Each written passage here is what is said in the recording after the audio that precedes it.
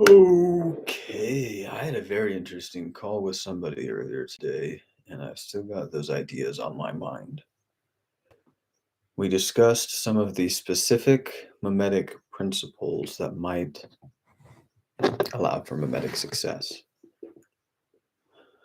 So, one thing we discussed was I have an exercise I use for shadow work and meditation and things called it doesn't really have a good name. Yeah, I sometimes call it the four corner exercise. So the idea of the four corner exercise is you do the best version of a thing, the worst version of the thing, the best version of the opposite, and the worst version of the opposite. So, for example, if I want to use this for shadow work around anger, I could be like, okay, what's the best version of anger that I admire? And think through that. Think the thoughts of that sort of character shape. Try to feel the emotions that go along with that character and those thoughts. And then I try to do a full stack version of it. So there's, along with the emotional content, there's physical. You can basically think yoga. And I try to give both love and uncompromising judgment to the thing. Okay, so that's one square of the one corner of the four corners. You do that with, the noblest version of anger according to you. Then you do the most ignoble version of anger. And the idea here is, again, full stack, mental, emotional, physical.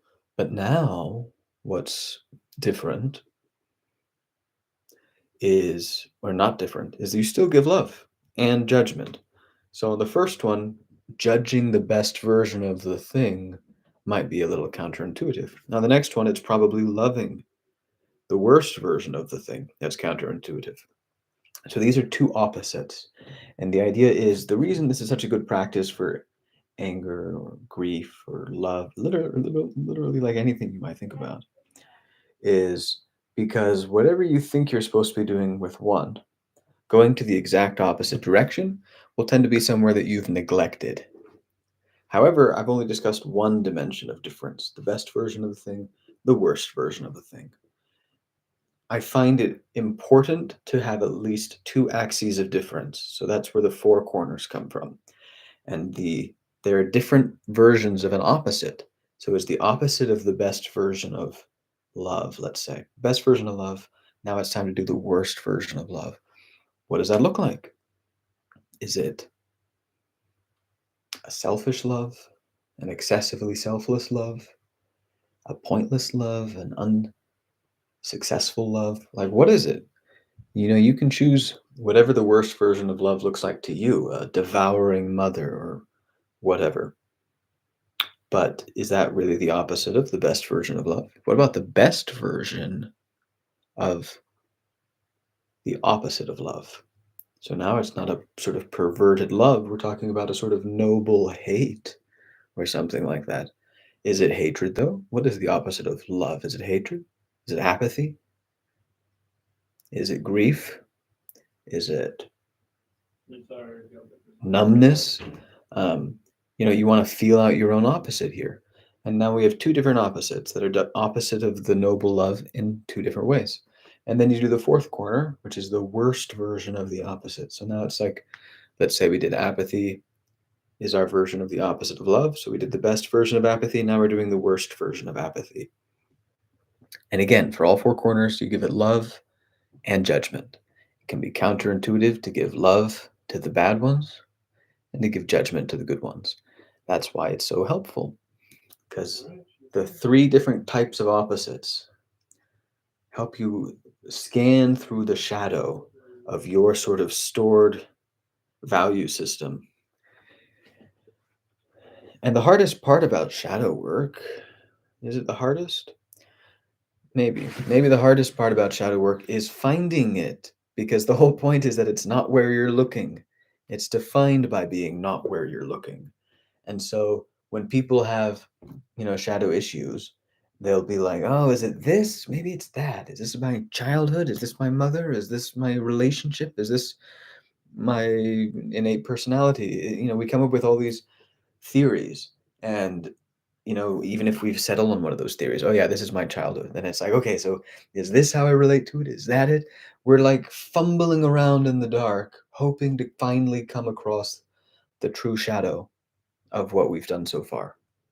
But I find that when I start the four quarters and I get to, okay, now it's time to do the worst version of the thing, I don't know what I'm going to find when I look. And when I do the best version of the opposite, again, I don't know. And when I do the worst version of the opposite, very big surprises. So the bigger the surprise in some sense, the better the indicator that you're touching truly on the shadow in some sense, something that was genuinely not on your radar. And instead of having to like laboriously try to put the puzzle pieces together, it's like, yeah, just do the opposites. If you go in completely opposite directions, somewhere in the middle there you'll have the answer. And if you've been doing the opposites, there's a good chance you'll sense into some center. That's sort of the, I don't know, ideal solution. So the idea is supposed to be systematizable shadow work, you know? And, I use that technique personally for shadow work, but I said I was talking about mimetics, right? Well, yeah.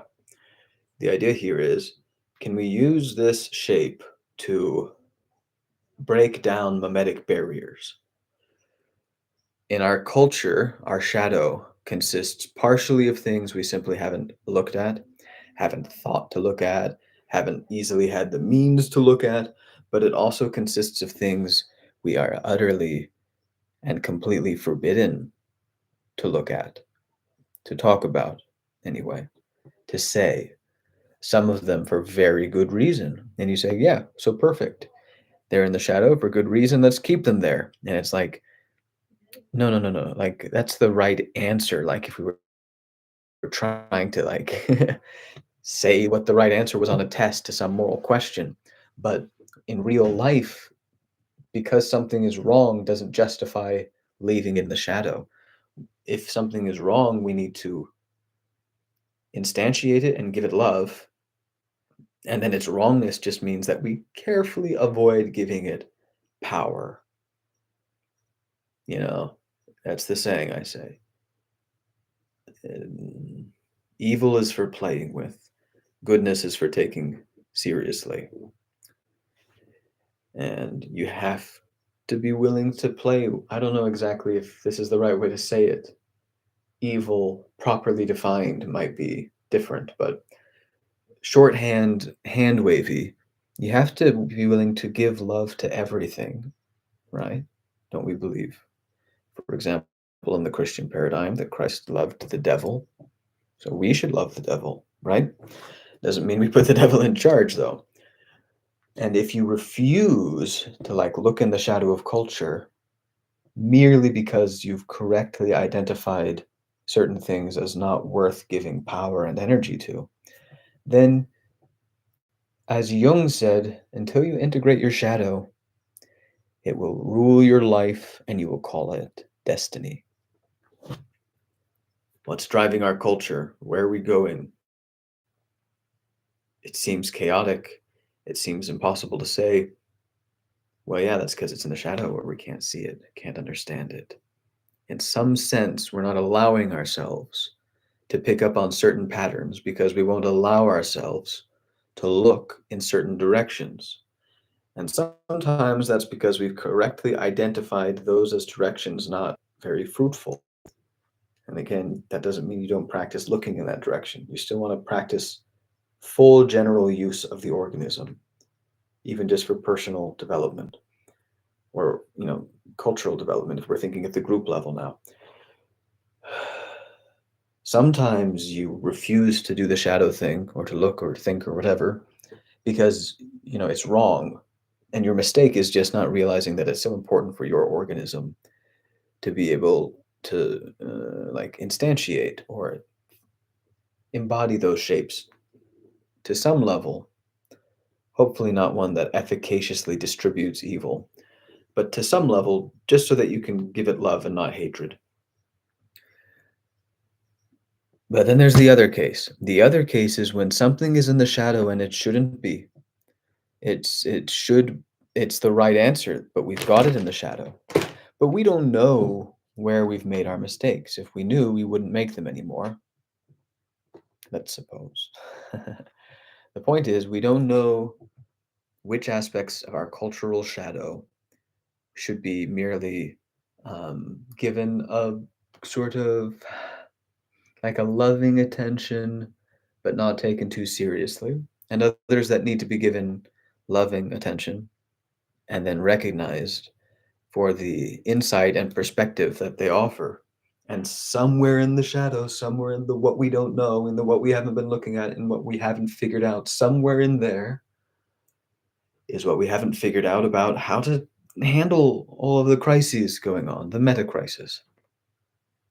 So I just say, from a principled standpoint, from first principles, you just say, yeah, lots of shadow work would be helpful. Is that the number one priority? Probably not. But in general, we can say both at the individual level and at the group level. Something I was quite skeptical of before. I'll have to think more carefully about why I initially rejected analogizing between individuals and groups and why I think it's okay now. Like, obviously, this is more of a theorizing heuristic than like an airtight reasoning principle. It's not like everything that you see on any level, you can guarantee it will exist on every level. But as a matter of principle, it would be better for our society to do the right kind of shadow work, with the shadow in our dialectic, with the shadow in what we can talk about, whether that's legally, although that's a mostly minor point, and then more like culturally. And how can we do that? The whole point of some of these things being the shadow is if you stood up and said them, you would call down the wrath of heaven on yourself. That's if they're wrong or right. And I'm saying that even when you know they're wrong, it can be worth calling them up just to make sure that you're not reflexively hating them, so to speak. How can that possibly stand in our society? And that's why I say there are these mimetic barriers. And that's why I say that what I'm really talking about here is how to get past the mimetic barriers. And maybe one way to do it is with the four corner shadow technique. Check lots of different opposites. Because that means when you look at what's in the light, what we're allowed to consider in culture, you run the shadow technique on it. You end up looking at this shadow, this one, that one, opposite, opposite, opposite, different kinds of opposites, giving it love, giving it judgment. Um, so you don't like find the worst things and then just bring them up and say, hey, everybody, it's better to integrate the shadow than not. You're welcome. People reject that kind of a thing for a reason. But what if you looked at the four corners of something and you saw all that was wonderful and wise about what was in our cultural light, the best version of it. And then you would look at the worst version of it. You would look at everything that was wrong with our culture, with the light and the patterns that we'd established and instantiated and knew that we were doing. And then you look to the best of the opposite of our culture, whatever that would be exactly. But all the wonderful things that we don't have that we theoretically could have. And then you think of all the worst, horrible things that the culture could have that we don't have, and there we find some gratitude for what we have. I was just thinking, this is a bit of a side note, but on gratitude, I was just wondering if people, and this is most people in modern Western cultures, if people have received anesthesia for surgery, maybe they have something like repressed gratitude, because the medicine shuts off the sensations, and then your body gets worked on and it comes out healthier. And but you got to inflict some trauma on the organism, and normally that is a horrible, horrible thing to go through. But we have modern medicine to thank for taking away absolutely extraordinary amounts of pain. You know, amazing. Thank God.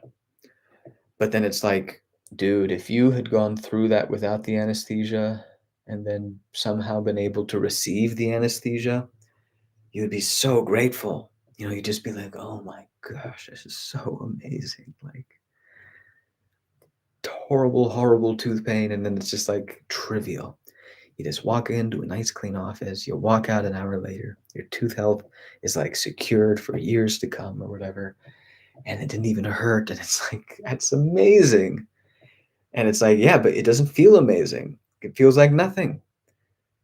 And it's like, wow, there's so much to be grateful for in those experiences that never really probably we express and really feel. So maybe we have a lot of repressed gratitude in that sense, suppressed, repressed, underdeveloped.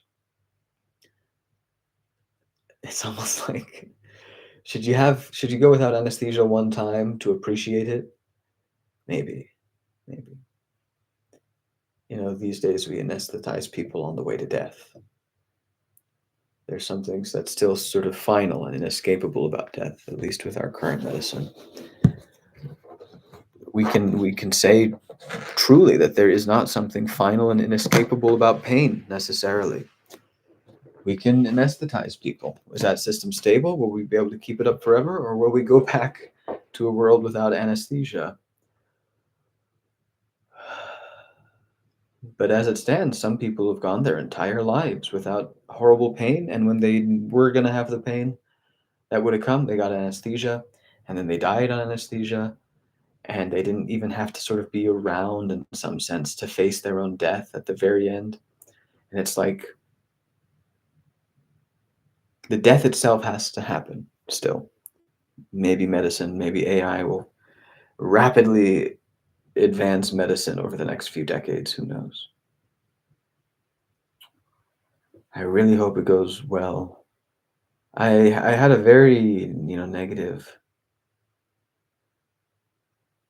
a very sort of pessimistic, probabilistic estimate of the likelihood that AI would go poorly because I bought into the Yudkowsky analysis that says that we're not going to build it very well. We're going to do a horrible job. We're not going to be remotely as safe as we should. And it's a hard problem. He thinks an extremely hard problem. And since we're going to give it a really shoddy effort, we're just going to fail. Um, it won't necessarily tell us that we failed. One of our failures will be not carefully understanding what we're doing. The whole new breakthrough in AI paradigms is based on the neural net systems that are they're practically defined by the very core of them. It's practically defined by the essence of we have no idea how this works. It's like the whole point in some sense is that we don't know how it works. And so in some sense, it's almost like we could be as careful as we wanted. We're just using a technology now that it's silly to imagine being careful working like that. We're just not going to know what we're doing. We can't tell you why it's smart specifically or why it does what it does or any of these things. And once it gets smarter, I mean, just imagine it being smarter in whatever your vision of this is. Everybody walks around with like, okay, we say like, okay, what's going to happen with AI? And they have some picture of it in the future. And I think a lot of people have a negative picture. They have a sort of non-picture or an absence of a picture. They're like, you're like, what's going to happen with AI? And they're like, not this horrible thing. It's like, okay, not that. Fine. What though? And then some people don't have an answer because the most important thing to them is to say like, whoa, that's scary. Never mind. No, it's not. It's not going to happen. I know it's not going to happen. Okay, fine. Some people, that's as far as it goes. But some people say, yeah, here's what I think will happen. And then it's like, okay, then what? What happens a year after that? Does it stay exactly as smart and never get smarter? Does it not get smarter for 5 years, 10 years? It just stays right there. No, I don't think so. And I don't think people think so. They just haven't thought through. They have some image. Okay, this is what's going to happen. And the question is, okay, great. Let's suppose that happens. What happens a year after that? In several years after that?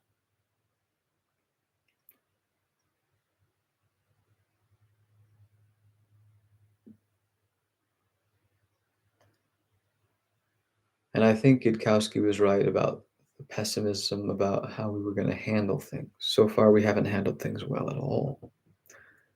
I do have some hope to refute that prediction. Maybe metamodernism can help pave the way for us to do a halfway competent job, at least, of giving humanity's best effort to designing the AI that might be extremely dangerous and might not. But I don't know what people who say might not are saying. Are they saying never mind? Because when I hear I might not die, I don't think never mind then. I think good. Yes, so good. But like, let's do everything we can to make it go as well as possible. I mean, the stakes are extremely high. It's so funny. It's so funny how people get into two sides of an issue and then it's like the language game, like Wittgenstein. I know very little about, but I know he talks about how language is all a sort of game where the meanings are only they're sort of made in the unique context such that you don't really know what something means unless you know everything else about it. Or I don't even know if Wittgenstein makes that point, but the point I'm making is you'll hear people on the optimistic side of AI argue that there's only like a 2% chance that it like kills everything. And you're like, did you just say there's a 2% chance that it like kills everything and probably a 5% or a 10% chance of not killing everything, but doing some horrible, lesser horrible thing? And you're on the side of speeding up making it? You're on the side of not being extremely careful because you think the 2% chance is not that big a deal? In any normal context, saying that there was like only a 2% chance wouldn't be only, it would be as much as 2% chance of like horrible, horrible disaster. And it's like, wow, that's something we need to focus very carefully on not making happen. But in the context of this debate, humans fall into their normal two sides arguing pattern because some people are like, I think it's 50%. Some people think it's basically certain 99.9%. Other people are like 33%, whatever. And so the people who were like only two, they somehow end up with this only instead of with this, wow, I'm totally with you. There's a chance of horrible things here that needs our attention. And so they're like, no, I'm not with you. It's only 2%. Therefore, let's not give it, let's not worry too much about making it go well. It's like, wow, any other initiative on the planet. It's not even about AI per se. It's about the social observation of how people function when they take opposing sides. Interesting to see how people would act if it was like these people thought it was certain death, these people thought it was like 45%. And the 45 percenters might be like, dude, just like relax. You're exaggerating things. You don't see what I see. If only you knew how much more hope there was. And somehow that would like wipe away the whole, oh yeah, I think there's a 45% chance of like the worst thing happening in the next while. It's like very, very curious. What is that? I'm gonna have to think about that.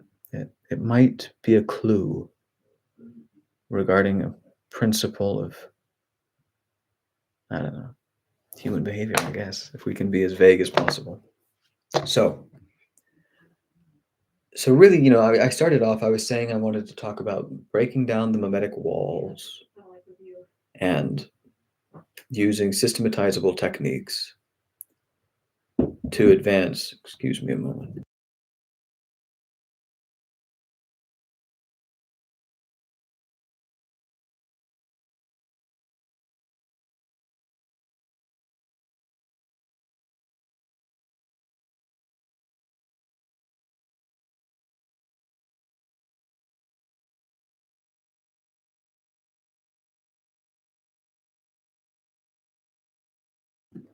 All right, I'm going to cut half an hour short for pizza.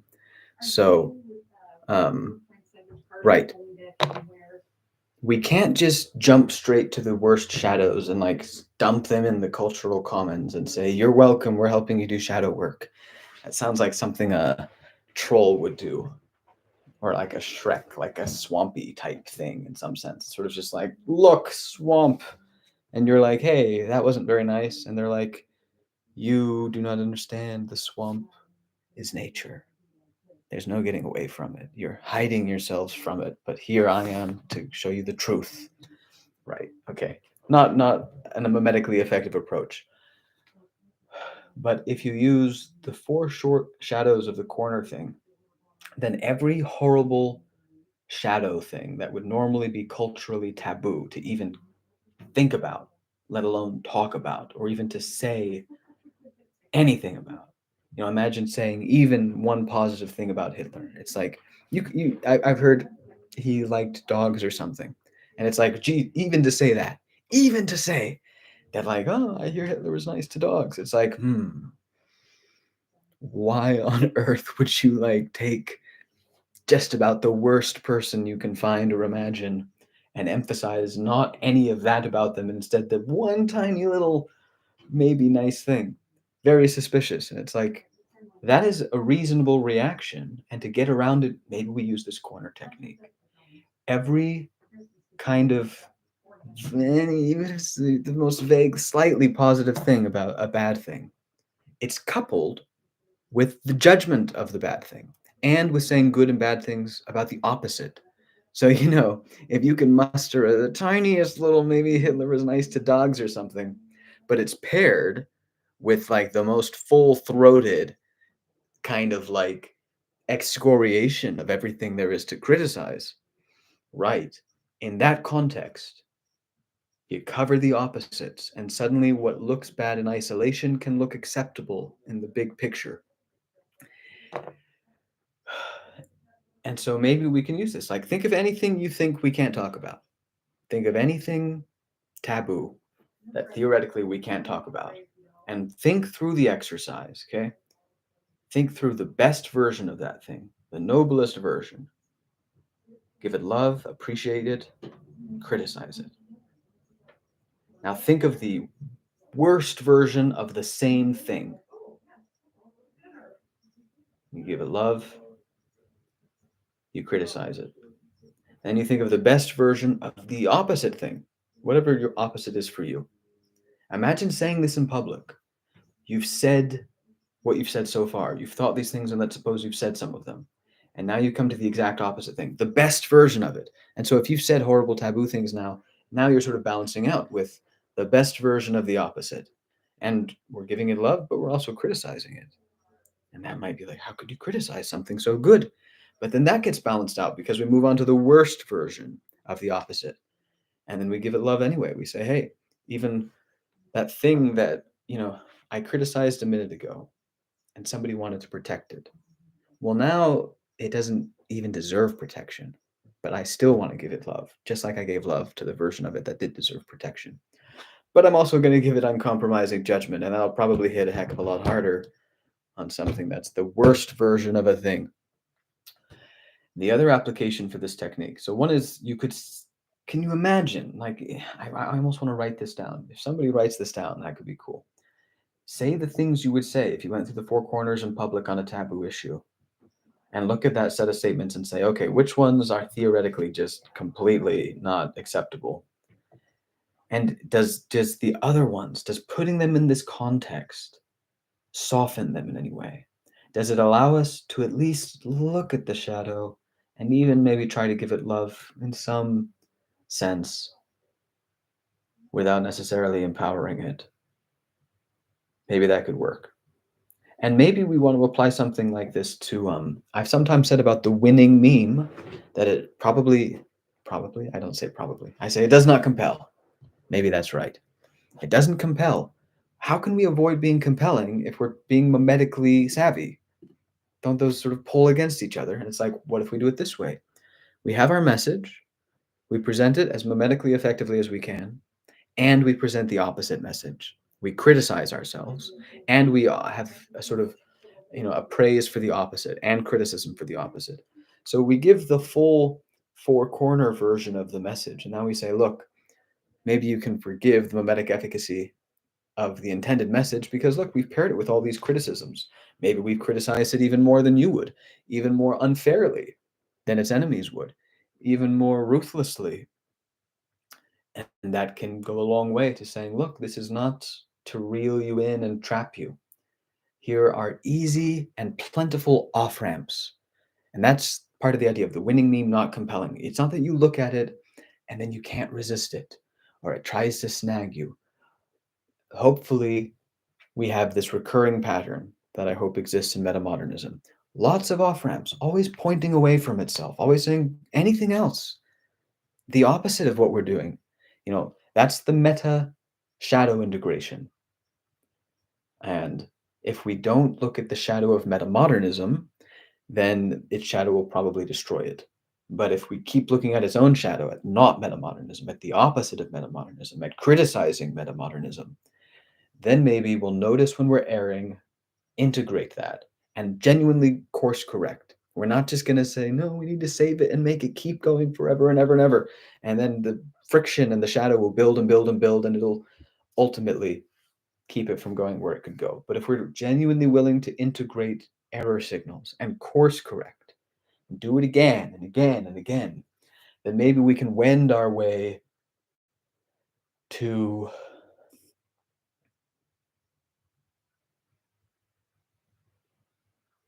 you know, to metamodernism spreading instead of hitting a few people and then plateauing. So I'll wrap it up there. And I hope I'll be back tomorrow, 6 o'clock.